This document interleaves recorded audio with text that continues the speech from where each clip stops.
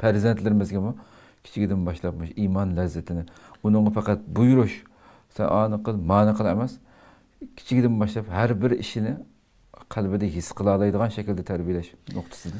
Endi farzand tarbiyalash masalasi bek bo'yin bir cho'ng tema. Buni qisqa qilib aytgan vaqtida farzandni buyurish bilan qilishdan bekrak farzandlar balla asosan to'raydi. Örnek bo'lish kerak. Örnek bo'lish kerak ota-onalar. Mush iymonning lazzatini tetadigan yo'llarni avval ota-onada bo'lish kerak. Davomli uykib iymonning lazzatini tetadigan odam hayot qanoat bilan boqadi. Ailaga qanoat bilan bo'ladi. Er ayollar o'tirsina ayeti padishab, arif şerma haya, bir-birisiga bo'lgan ishonch, bir-birisiga bo'lgan hurmat bo'ladi. Bola shuningdan o'rganadi. Shunga eng muhimi hamda xulos qilib aytgan vaqtda ota-ona balamni yaxshi tarbiyalayman, mush iymonning halovatini tetib, iymon bilan men cho'ng qilay desa, avval o'zini ulgu bo'lish kerak. Masalan, kichik bolalar misol qilsak, tamoq chekadigan dadining bolasi tamoq parchalarini izlab ko'tarib, do'rab chekadi. Grimg'i amroq o'tinninki ayolninki balasi davomli aynakning oldida shu apstab bildirib sökab o'ynaydi. Namoz o'qiydigan oilada cho'sa qizi yoki balasi davomli sil bizning oilada bo'lag'liqani kichik endi o'milgan bolalar kelib do'rab qana qildi, namoz o'qiydi.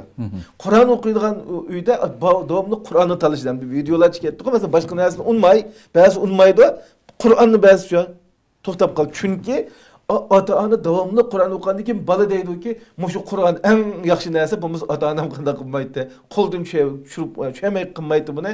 Men ash Qur'onni tutsam bo'ladi" deb intiladi. Shunga eng yaxshi tarbiya ota-onaning ulgi bo'lishi.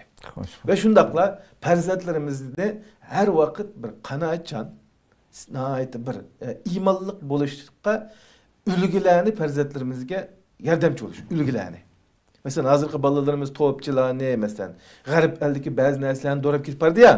Farzandlarimizga ana yaxshi ulgilarga uchrashtirib, yaxshi ulgilarni ularni o'tirdi yuksaltib, oiladami so'zlashgan vaqtda sahobalarni, masalan, yaxshi taqvo olim, isl odamlarning yaxshi xizmatlarini ota-onalar o'tirib so'zlab bersa, bolada ashunga bo'lgan bir yirismanlik bo'ladigan gap. Xo'sh. Qiziqish bo'ladigan gap. Ama o başka dünyanın keşkici kayış, manda olab ketip bardı. Özü biliş gerek, ayrım paranlış gerek ona.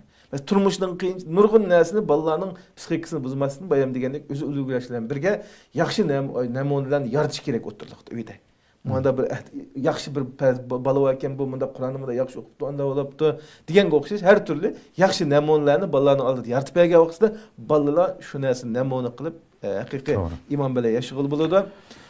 Allah subhanahu wa ta'ala farzandlarimizni farzandlarimiz tevfik insaf ata qilsin, qiz ayollarımızga sharma hayot ata qilsin.